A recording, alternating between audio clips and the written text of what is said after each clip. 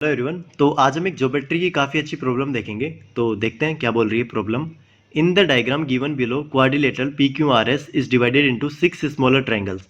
ठीक है, तो ये क्वाड्रिलेटरल को मैं 6 इक्वल इक्वल तो नहीं बोल सकते, स्मॉलर ट्रायंगल्स के अंदर मैंने डिवाइड कर दिया है। और ये जो नंबर है ना वो क्या रिप्रेजेंट कर रहा है, इनके एरियाज, ट्रायंगल्स के एरियाज को रिप्रेजेंट कर रहा है यहाँ पर। ठीक है, यहाँ पर बी है एंड ये ए है। और यहाँ पर हमें एक रिलेशन गिवन है एस एन अपॉन में एन आर। इसकी वैल्यू कितनी गिवन है 1.25, मतलब ये साइड एंड ये साइड, इन दोनों साइड्स का रेशियो हमें गिवन है 1.25। तो हमें बताना है कि a प्लस बी की वैल्यू क्या होगी, मतलब ये वाला एरिया एंड ये वाला एरिया, इन दोनों एरियाज की वैल्यू क्या होगी मेरे पास। तो यहाँ पर देखो, मान लो मेरे पास एक ट्राइंगल है, यहाँ पर दो ट्राइंगल बोल देता हूँ। यहाँ से लेट से मैंने हाइट कॉमन ले ली, तो हाइट कॉमन ले ली तो जो मेरे पास एरियाज होंगे ना इन दोनों ट्रायंगल्स के, ये वाला एंड ये वाला।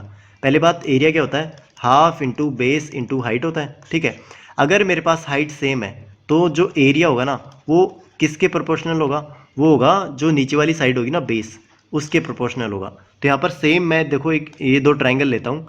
एक ट्राइंगल है मेरे पास एस ओ एन एंड दूसरा ट्राइंगल है मेरे पास ओ एन आर। तो इन दोनों ट्रायंगल्स के अंदर देखो, ये जो मेरा हाइट है ना, हाइट ये लेट से एच मान लेता हूँ, ये ही हो सकती है या फिर और कहीं भी हो सकती है 90 डिग्री पे। ठीक है, तो जो हाइट होगी ना, और पहली बात ये जो फिगर है ना थोड़ी सी मतलब टिल्ट करके दिखाई हुई है, ये मेरा एक ही बेस के अंदर है, एक ही प्लेन के अंदर है। तो जो हाइट होगा ना इस पॉइंट से इस बेस तक, वो तो दोनों का सेम होगा। तो दोनों का सेम होगा तो इन दोनों ट्रायंगल्स के अंदर एस ओ एन के अंदर एंड ओ एन आर के अंदर जो एरियाज का रेशियो होगा ना वो किसके प्रोपोर्शनल होगा, उनके बेस के, मतलब एस एन अपॉन में एन आर।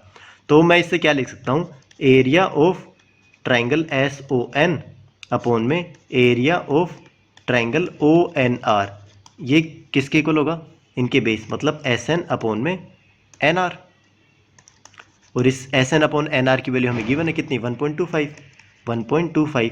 अब इनका एरिया लिखते हैं यहाँ से। तो इनका एरिया एस ओ एन का एरिया कितना है मेरे पास 20, और नीचे का एरिया कितना है बी इक्वस टू 1.25। इसको सोल्व करेंगे ना तो बी की वैल्यू हमारे पास कितनी आएगी 16। तो यहाँ से बी की वैल्यू हमारे पास 16 आ गई। अब ए की वैल्यू फाइंड आउट करते हैं यहाँ से। तो ए की वैल्यू फाइंड आउट करने के लिए एक मेरे पास एक ट्रिक होती है। लेट से मेरे पास एक कोई क्वाड्रिलेटरल है। ठीक है, तो कोई भी क्वाड्रिलेटरल है ना, तो उसको मैं 4 पार्ट में डिवाइड करूँ, मतलब डायगोनल्स को मीट कर दूँ ना यहाँ पर, तो ये 4 पार्ट हो जाएंगे उसकी। तो इसका एरिया मान लो A1, इसका A2, इसका A3 एंड इसका A4। तो यहाँ पर एक प्रॉपर्टी होल्ड करती है कि जो अपोजिट साइड्स के एरिया होते हैं ना, मतलब A1 इंटू में A3, इन दोनों को मल्टीप्लाई करूँ तो वो दूसरे अपोजिट साइड्स का मल्टीप्लिकेशन ना उसके इक्वल होता है, मतलब A2 इंटू में A4।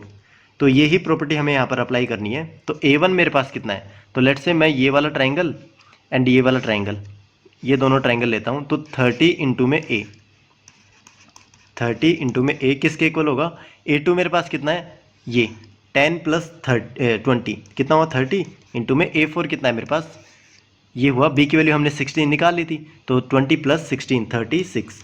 तो यहाँ से A की वैल्यू कितनी है मेरे पास 36। हमें हमसे पूछा क्या गया है A प्लस B की वैल्यू, तो मतलब 36 प्लस में 16, ये वैल्यू किसके इक्वल होगी 52। तो 52 मेरा आंसर होगा यहाँ पर, ऑप्शन बी मेरा यहाँ पर करेक्ट आंसर होगा। Thank you.